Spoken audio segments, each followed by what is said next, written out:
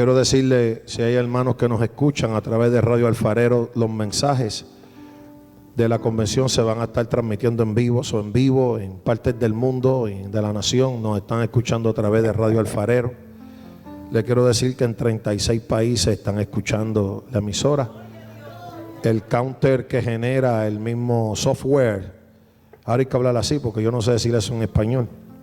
El software, el programa, nos dice desde dónde y están sintonizando. Y sin exagerar, hermano, hay gente que nos están oyendo en la China. ¿Cuánto dan gloria a Dios? Nosotros no hablamos chino, pero algún hispano debe haber allí que entiende español. Y así se irá transmitiendo el de mañana y el del domingo. Avíselo a personas que no pudieron llegar, pero sean parte de la convención, porque sabemos que el concilio tiene iglesias en todas partes del mundo y las distancias son difíciles, pero a través de la tecnología Dios nos une.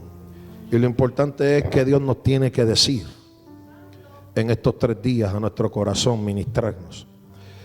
Y el Señor nos va a hablar acerca de edificación, edificando muros con amor. Y le invito a que en Eclesiastés capítulo 3 puede permanecer sentado, pero en reverencia. Leemos los primeros 3 versos y es un pasaje muy conocido, pero quiero partir de ahí. Así el Señor nos lo dio. Y dice la Biblia, en el nombre del Padre, del Hijo y del Espíritu Santo: todo tiene su tiempo, y todo lo que se quiere debajo del cielo tiene su hora. Tiempo de nacer y tiempo de morir. Tiempo de plantar y tiempo de arrancar lo plantado. Tiempo de matar y tiempo de curar.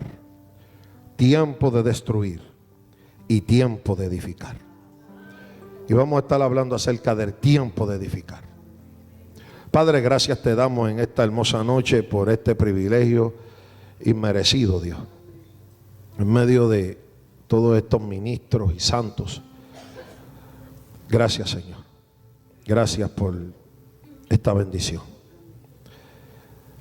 Señor, yo dependo totalmente de ti. Yo nada puedo decir que tú no me lo permitas. Y ruego, Dios, que tú reproduzcas esta palabra en el corazón de cada uno de nosotros para la necesaria edificación. Y sobre todo para gloria de tu nombre. Ruego, Dios mío, que tu santa unción dirija mi vida para poder exponer tu palabra con claridad, con denuedo, con vehemencia, con claridad, Señor, por Cristo Jesús. Amén. Hay tiempo de edificar. Aquí el verso nos dice claramente que el tiempo y los acontecimientos de la vida van tomados de la mano. Las cosas acontecen en un tiempo. El verso nos dice que todo está marcado dentro de lo que conocemos como tiempo. Y además lo que se desea en esta vida está sujeto al tiempo o a la temporada. Porque la versión antigua de este pasaje dice: todo tiene su temporada. Aún lo que se desea tiene su tiempo. El soberano Dios es quien ordena los acontecimientos que ocurren en nuestra vida. Él regula el proceso, cómo se van a llevar esos acontecimientos y lo que ocurre. Y Él determina los resultados usando el tiempo. A través del tiempo nuestro Dios se comunica con nosotros y nos hace entender y se nos revela. En el Salmo 37, versículo 23, la Biblia dice que por Jehová son ordenados los pasos del hombre y Él aprueba su camino. David dijo eso: Jehová es quien ordena mis pasos. Lo que ocurre en mi vida ocurre dentro del tiempo y dentro de la guianza de Dios. En el Salmo 119, verso 133, la Biblia dice: ordena mis pasos con tu palabra y ninguna iniquidad se enseñoree de mí. El salmista nuevamente hace hincapié en eso. Pero hay un tiempo de edificar. Salomón dijo que hay tiempo para edificar. Y no queremos hablar únicamente de edificar templos o empresas de construcciones, de cosas materiales. Cuando hablemos de edificar, lo vamos a hablar en el significado de que es infundir aliento, sentimientos de piedad y de virtud en alguien. Estamos hablando de una edificación que hace el Espíritu Santo, donde Él imparte en nosotros, nos sensibiliza, nos edifica, nos fortalece, nos da un sentido diferente. Es en ese significado de la palabra edificar que vamos a hablar. La edificación del cuerpo de Cristo es una de las prioridades fundamentales en la iglesia. Es prioridad fundamental. En Efesios capítulo 4 versículo 12, la Biblia dice: a fin de perfeccionar a los santos para la obra del ministerio, para la edificación del cuerpo de Cristo. Y ahí mismo en Efesios, unos versos más abajo, en el verso 29 dice: ninguna palabra corrompida salga de nuestra boca, sino la que sea buena para la necesaria edificación, a fin de dar gracias a los oyentes. Nos habla de que el fundamental propósito de los ministerios en la iglesia es para edificar. Y nos dice a nosotros, a cada uno de los integrantes de ese cuerpo, que no digamos nada que sea dañino, sino que sea propio para la edificación. La Biblia nos exhorta de que no nos olvidemos de la mutua edificación. La edificación es fundamental. El impartir en otro hermano algo de Dios, a través del testimonio, a través de la vida, a través del conocimiento, a través del resultado de una experiencia con Cristo, nos ayuda a edificar. A través de lo que digo y de lo que no digo, edifico a otro. En Romanos 14, 19 la Biblia dice: así que sigamos lo que contribuye a la paz y a la mutua edificación. Y hay más de 12 versículos en el Nuevo Testamento que literalmente mencionan la palabra edificar. Es una doctrina fundamental, porque es un propósito fundamental el que seamos edificados. Pero en esta ocasión yo quiero que veamos tres preguntas, observemos tres preguntas, de las cuales vamos a estar disertando. ¿Por qué necesitamos ser edificados si somos regenerados?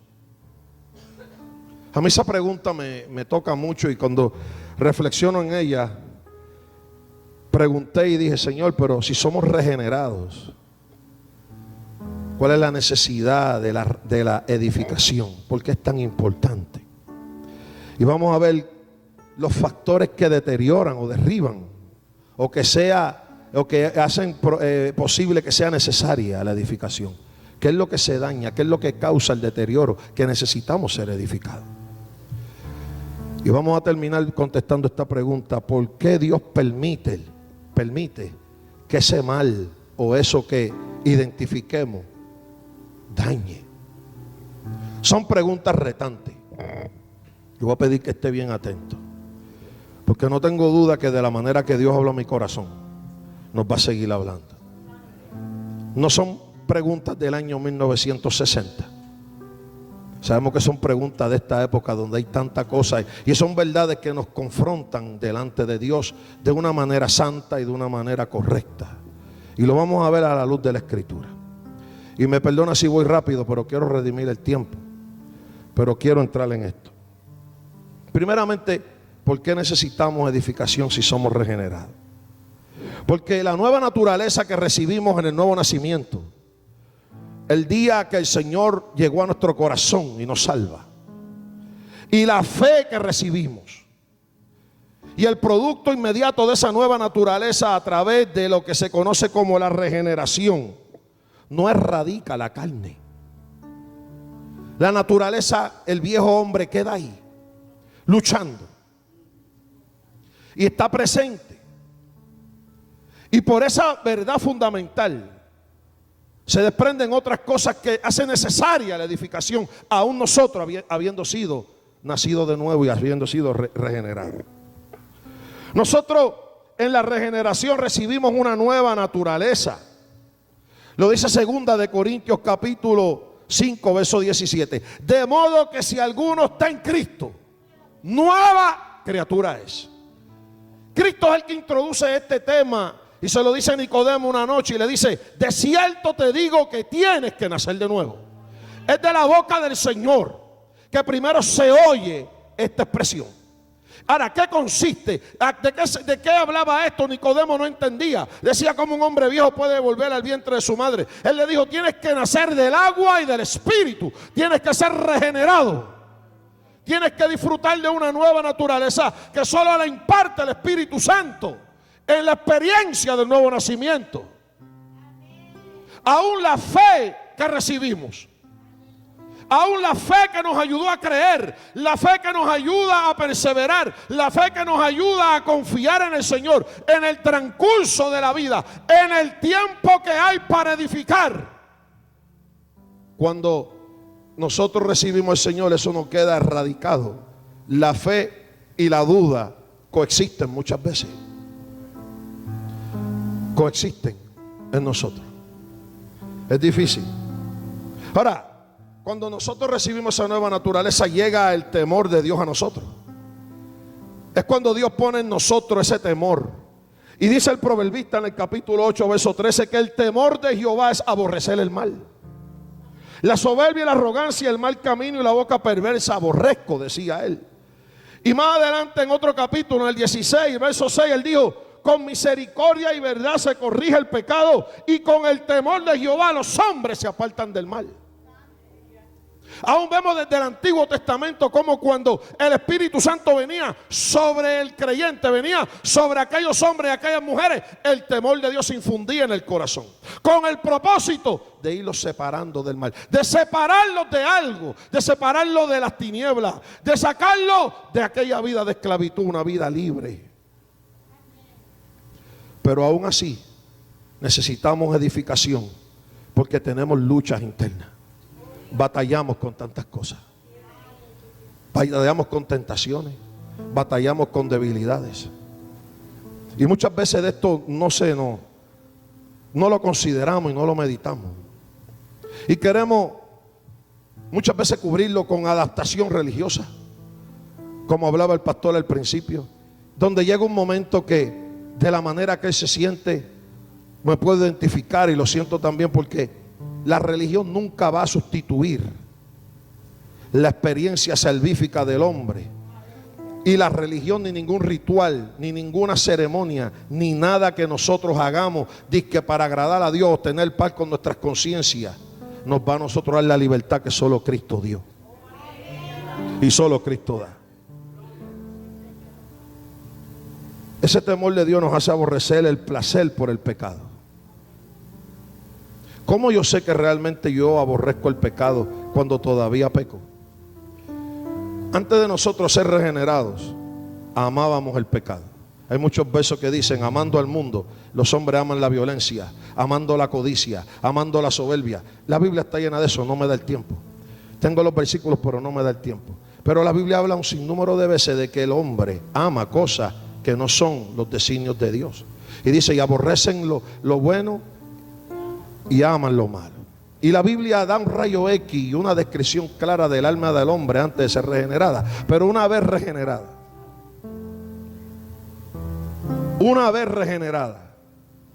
aún tenemos nosotros que entender que aunque el pecado lo vamos a ver diferente, cuando se peca no se hace con placer. Se peca pero se siente dolor. Se peca y uno dice, yo me tengo que apartar de esto, yo no puedo hacer esto. Oh, yo sé que a Dios le está hablando a alguien aquí. ¿Por qué esto me lleva cautivo? ¿Por qué esta debilidad en mi cuerpo? ¿Por qué caigo tan rápido en esta tentación? ¿Por qué aún no venzo este vicio? ¿Por qué me irrito tanto cuando la Biblia me corrige? ¿Por qué cuando me dice Dios no lo hago, no lo haga, que su Biblia, que su palabra me lo prohíbe, me molesta? ¿Por qué pasa eso a veces dentro de nosotros? ¿Sabe, hermano, por qué? Por la sencilla razón de que cuando Dios está trabajando con nosotros y está edificándonos por su Espíritu, aunque nosotros aborrecemos el pecado y lo vemos diferente, Él sigue luchando, sigue tratando de enseñorearse. La palabra dice que Él ya no se enseñorea de nosotros. La palabra dice que ya Cristo venció al aguijón. La palabra dice que ya fue derrotado. La palabra dice que no solamente el pecado, sino también el producto de Él, que es la muerte, fue ya vencida en la cruz del Calvario. Por eso es necesario perseverar. Por eso es necesario el congregarse. Por eso es necesario la relación con Dios. Por eso es necesario mantenerse conectado con la iglesia, con el Espíritu Santo. Por eso es necesario que la vida del creyente sea dirigida por el Espíritu de Dios. La Biblia dice en Romanos 8:14 que los que son guiados por el Espíritu de Dios, esos son hijos de Dios.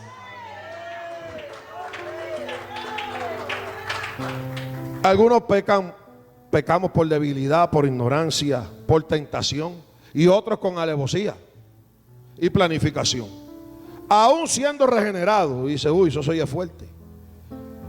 El pecado de David con Betsabé fue por tentación y debilidad, pero la muerte de Urías fue planificada. Siendo un hombre conforme al corazón de Dios, que la Biblia declara y dice que Dios hizo pacto con David, que Dios amaba a David, Dios llamaba a David mi siervo. Porque cuando Dios escoge un hombre, llama a un hombre y salva a un hombre y trata con él, aún los acontecimientos que ocurren como consecuencia de sus malas decisiones y pecados, Dios tiene una manera de tratar con él.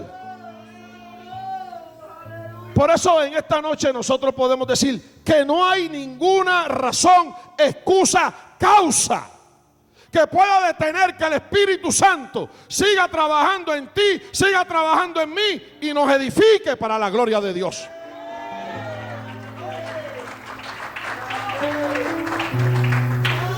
La fe que recibimos en la regeneración, como le dije, la fe que recibimos de parte de Dios, le dije que no radica la duda. Mire, la fe puede crecer en medio de las dudas, como el trigo crece en medio de la cizaña. La fe puede crecer en medio de las dudas, como una flor puede crecer, y hemos visto que ocurre en medio de mala hierba. En Marcos capítulo 9, versículos 23 y 24, se encuentra una de las frases más que aclara y explica esto que estamos hablando. Un hombre común y corriente como tú y como yo tenía a su hijo endemoniado. No voy a entrar en todo el pasaje, pero para que entienda el contexto inmediato de esto. Y van del Señor y le dijo: si puedes creer, al que cree todo le es posible, le dijo el Señor.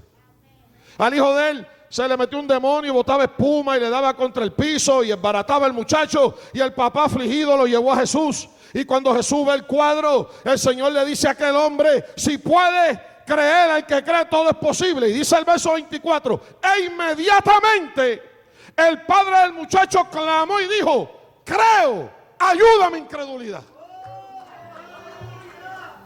Le dice: creo, ayúdame incredulidad. Fe, pero en medio de la duda.